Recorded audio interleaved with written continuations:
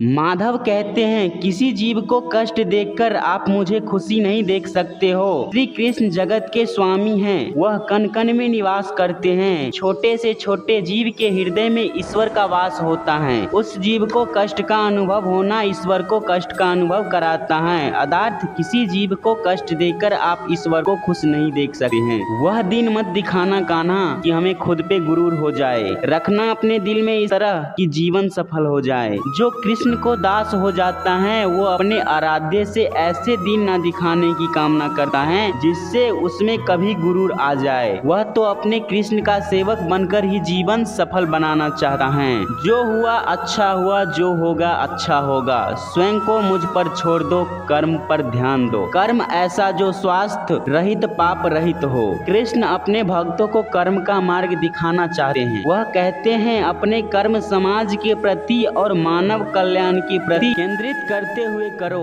बाकी फल की चिंता मत करो। उन सभी कर्मों को मुझे संपादित करो, उस मार्ग को अपनाकर तुम मुझे प्राप्त कर सकते हो, मेरा प्रेम का भागीदार बन सकते हो। दुष्ट लोग अगर समझाने मात्र से समझ जाते तो यकीन मानो महाभारत कभी न होता। जो दुष्ट लोग होते हैं वो कठोरता से ही मानते हैं। उनको समझाने के लिए कठोर व्यवहार करना आवश्यक है। अगर समझाने मात्र से दृष्ट समझ जाते तो बांसुरी बजाने वाला कभी महाभारत नहीं होने देता। जो अपने मन पर नियंत्रण नहीं रखता वह स्वयं को धीरे धीरे शत्रु बना जाता है। मनुष्य का मन सदैव से चंचल रहता है। इस मन की चंचलता ने मनुष्य को प्रथम भट्ट तथा मार्ग से विचलित करने में कोई कसर नहीं छोड़ी। जो व्यक्ति अपने मन को नियंत्रित में नहीं रखता वो धीरे धीरे स्वयं शत्रु बन जाता है। ज्यादा हंसने और बोलने वाला व्यक्ति अगर चुपचाप हो जाए तो मान लेना वह भीतर ही भीतर टूट जाता है। जो व्यक्ति सदैव हंसता खेलता मुस्कुराता रहता हो,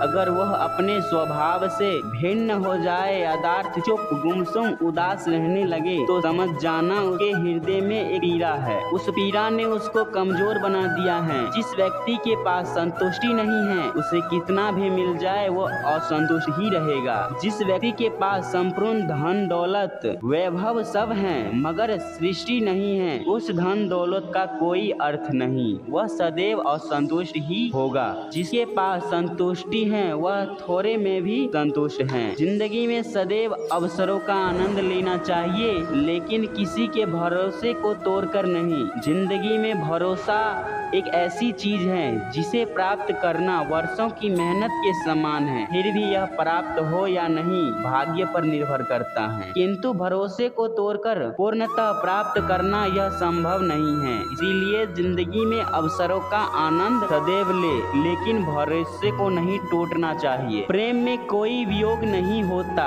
प्रेम ही अंतिम योग्य है, अंतिम मिलन है। प्रेम कभी ना समाप्त होने वाली प्रक्रिया है। जिस व्यक्ति को प्रेम हो जाता है वह फिर जीवन और जीवन के बाद भी प्रेम वासीभूत रहता है। प्रेम को प्राप्त करना त्याग तपस्या और योग का सहारा लेना पड़ता है।